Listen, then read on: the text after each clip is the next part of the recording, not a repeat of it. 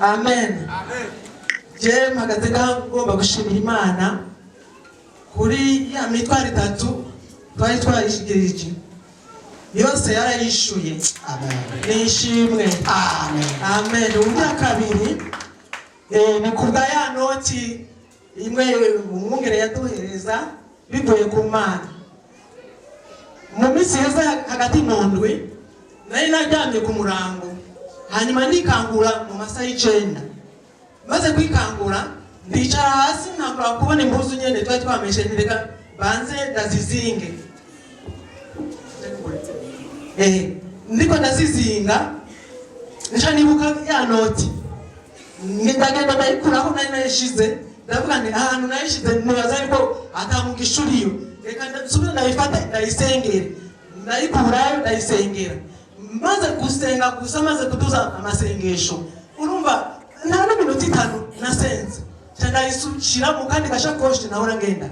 Hanyuma ako kanya nyene numva umuntu aje kabushuwe mu marayika, nukuri nibaza ko ari mu marayika nyene Gabriel. Hanyuma arashika ku rugi arakomanga n'inkomezi nyinshi umengo agomba kubomo. Je ndikanga ndavuga ni uwo muntu ashaka kungomorera ko inzu ku murango ninde. Ndagenda ndaraba ndavye sanga n'umupapa umwe nawe nyene n'umukozi w'Imana. Hanyuma ndamuha kaza arinjira, ndamushikana ku gatebe aranka kwicara, ati kujya je sinicara. Nirone kuticara ni kubera iki? Nurutera inzu kidashika, ati sinicara.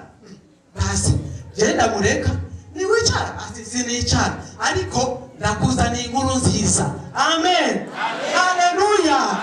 Nukuri uyo muntu nabonye ko igitangaza niyo noti nari ntegereje gusengera. Acarambwira ati ubu ejo nakuzaniye inkuru nziza, uzugenda ahantu uzosanga hariho amahera, uzoca ugenda uyatore, uzurondera umwanya ugenda uyatore. Shaze kumusambisha nyene ahavuye cyangwa ibiki, ati ntugire ikintu ubaza wegenda. Nararondera umwanya ndagenda, nagiye ku mugoroba ishitse yosanga n'ukuri n'ivy'ukuri n'amafaranga kandi atari makenya. None je nagomba gushimira Imana n'ukuri. Umwami Yesu ashimwe. Umfashe ukomera amashi umwami wacu. Amen. Nukuri n'ukihebure namwe mutararonka Imana irabibuka ibintu amafaranga araza bikorerwa ku munsi wayo isaha yawe. Ijambo ry'Imana si amajambo gusa n'ubushobozi bw'ijambo. Dukomera amashi umwami Yesu. Yesu ashimwe. Yesu ashimwe cyane. Nanjye nje gushima Imana yaraye ndonkeje akazi kandi baca barange ntabwo ari nje nzoserukira abandi bakozi. Imana ishimwe cyane. Dukomera amashi umwami Ikindi Yesu. nacyo nshima Imana naraye ndose kado ku munsi w'ejo. Imana nishimwe cyane. Amen. Imana ihabwe icyubahiro. Yesu ashimwe shengero ry'Imana. Yesu ashimwe cyane. Yesu yaraye anyongeye chance ya nyuma niko nobivuga mumpera amashimwe cyane. Ejo ndi mu nzu ndiko nakoropa nagiye numva kura kutsirwi ifata kandi nari negeye n'ikintu na kimwe cyerekeye amatara. Ndabona umuriro uratse mu mubiri wose, ariko ndashima Imana kubona nagumye mpagaze ataco nigeze mba. Kuri Yesu ashimwe cyane. Amen. Ubundi kura mu mazi ni ikintu kibi cyane. Kwera Imana mwongeye iminsi tuduze icyubahiro. Tuyikomera amashi n'agahura ku ngoma. Haleluya. Haleluya. Yaje ndashima Imana kuko umwungeri wacu yerekwa agahezagirwa. Nongeye gushima kandi kuko hari maze kubona neza ko ibyo umwungeri atwatura ko bitubera byo. Naragize igihe kimwe ndiko ndagenda igihe yadutegurira akabuye mpura n'umushoferi bwa mbere mpura n'umushoferi wa mbere w'ikinga amariye fiti. Mpura n'umumotari amariye fiti mu gisagara muzi ko bigoye. Ubugira kabiri ndonka umuntu uze mu Kasimene aramba fiti. Namangira ngo umucezo kuriga yinganyene ariko ndasabye bazi ko nasariko nateteguza gushinga intambara. Hanyuma rero mu magara kurikiranye rero mbona amahirwe kukazi umukozi umumabuja ankoresha kuhiza amatara aranyizigira nkazakumbura ibintu by'amatara ibikoresho namuzanira ibikoresho n'amafaranga bishobotse asigaye nkamusubiza munyuma rero kuri gihe agenda kubahwa mutabakora ibintu byari bifatiriye mukongera mugasinya nukuri mwatabaguye byinshi Imana ibongera amavuta nico gituma kuri gihe kuri gihe ingagene iwacu muri komine Mubimbi nta bana bwarwe diplome umwana wanje yabiga mu 2014 yacharonga diplome kuri gihe ingagene Amen. munyuma rero iyo nuze yo difiti yaheze munyuma rose difiti nagiye numva amanini nuze ya tabanota yo guta muri prive muri kaminuza ariko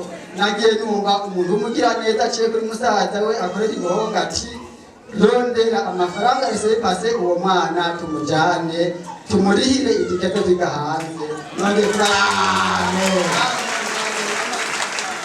uzi kwigumi mu amarifti kwe yatangwe ku marifti y'ikinga itangura kuyamamoto inyuma mu lifti ya diplome ubu none yamuhaye lifti yo kujana abana hanze tugume twereka twarabitabaguye n'ubu tubandana dutabagura ibyabatangira. Haleluya. Amen. Haleluya. Tunugirize icyubahiro Imana.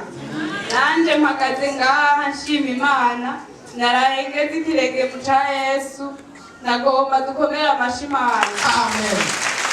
Jewe Satani yari yagerageje kungwanya cyane itariki 27 z'ukwezi kwa gatatu naragize accident ariko ico Satani yashaka sico cabaye nkigiriye accident aho nyene direct nateye mvunika maze kuvunika nukuri ndashimiye cyane umuvukanyi wanje Diane umunaziri twari kumwe twari tuje gusenga ngaha hari samedi twari dufise nociti gikorane ngahanye hanyuma acaranjana kwa muganga na mafaranga nari mfise ndamubwira ati none ko tugiye kwa muganga biza kugenda gute arambwira ati nta kibazo amafaranga naruta umuntu turagenda dushitse kwa muganga nari subabare buteye ubwoba cyane hama muganga aranshira mu radio baca basanga igufa ryavunitse yaramfashije amaze kumufasha arandikira umuntu uze muri groupe yacu baraza juste Imana imuhezagire cyane yaraje n'ukuri yarambwiye ijambo numva umutima wanje uraruhutse yamarira yose arakama juste Imana ikongera umugisha kandi ikongera amavuta hanyuma barabandanije bansengera umwungere wacu Imana iguhezagire cyane warandemesheje kandi uramfasha mu buryo butandukanye umunsi ugira kuwa gatanu niho naca numviriza radio nasanze nacerewe umukozi w'Imana aravuga arasengera abantu bagwaye aravuga ati umuntu yavunitse n'undi muntu yararindiriye operation narisi ibintu by'imiti ngaha bimbabaza cyane gose sinashaka kugorora kivuga iryo jambo nanje ndacakira niho rero numva ya miti itangura kwikwega buke buke ariko bukeye ndagenda mu radio muganga arambwira ngo radio yawe ngisa ni ya mbere gutegereza kugira operation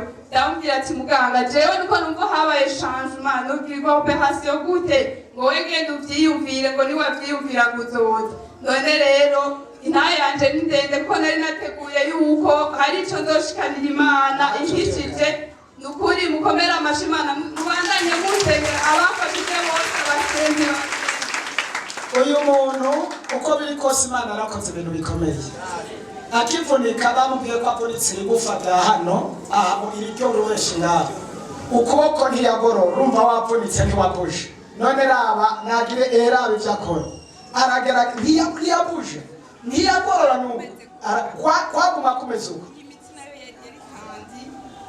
iranze gose umukozi w'Imana akivuga yuko ari umuntu yagize accident ndavuga ati Imana nanje ndazi ko nkite mugatoza ndatera haleluya zitatu ndavuga ati Imana irampaye umubatizo ndashaka kubatizwa ndavuga ati Imana none nzogenda kubatizwa gute n'iyi bande cyanda yikura kwishatsi mugani muganga ndamubaza ati shaka kubatizwa, arambwira ati ntuzoreka kubatizwa, sinokubuza kubatizwa, tuzogenda ubatizwe uzoca ugaruka bagushire kw'iyo bani. Ariko rero ubuye ndashobora kugorora ukuboko n'igikombe c'amazi nkagiterura nkanywa. Ni ukuri dushimira Imana Amen. Mana n'aya magufa atari bwaterane ndayateranije ubushobozi bw'ijambo, kubera ubwami bw'Imana atari ubw'amajambo ari ubw'ubushobozi. Aka kanya aho yahora yumva amadurere hose reka azimangana ububabare n'uburibwe mu izina ryawe. Ejo azobaterura ibintu bikomeye, niyasubira muri radiyo baze basange hari ibitangaza wakoze kuko uri Imana. Nkuko wakijije bya biguma n'uteranye n'irigufa, kuko urafise ibyo kuriteranya uri Imana mu izina ryawe.